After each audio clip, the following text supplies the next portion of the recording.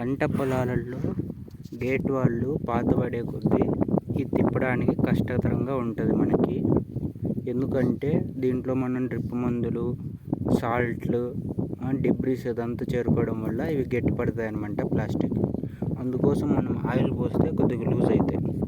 అదే కాకుండా హ్యాండిల్ మనము ఎంత పెద్దగా హ్యాండిల్ ఉంటే అంత మంచిది.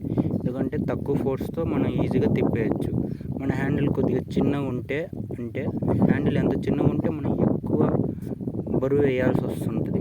బరువు ఎక్కువ వేస్తే ఇరిగిపోయే అవకాశాలు ఉన్నాయి. సో హ్యాండిల్ పెద్దగా ఉండాలి మనకి. ఎప్పుడన్నా మనకి హ్యాండిల్ చిన్నగా ఉంటే ఎక్కువ ఫోర్స్ అప్లై చేయాల్సి వస్తుంది. ఇప్పుడు ఎక్కువ ఫోర్స్ అప్లై చేయాల్సి ఉంటుంది. కానీ మేము ఆయిల్ వేసాం కాబట్టి కొద్దిగా లూజ్ అయింది. ఇప్పుడు హ్యాండిల్ పెద్దగా ఉండడం మంచిది కదా. మనం పైప్ పెట్టుకొని కొద్దిగా తక్కువ ఫోర్స్ అప్లై చేసినా ఇక్కడ ఈజీగా తిరుగుతుంది.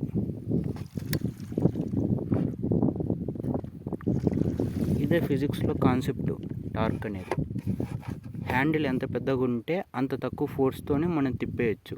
హ్యాండిల్ చిన్నగా ఉంటే ఎక్కువ ఫోర్స్ అప్లై చేయాల్సి ఉంటుంది. అది మంచిది కాదు పైపులకి. ఇలాంటి ఎండకి ఈజీగా ఇరిగిపోతాయి. సో హ్యాండిల్ పెద్దగా ఉంటే తక్కువ ఫోర్స్తో ఈజీగా తిప్పేయచ్చు. అది కథ. ఫిజిక్స్ చాలా ఇంపార్టెంట్ రోల్ ప్లే చేస్తుంది.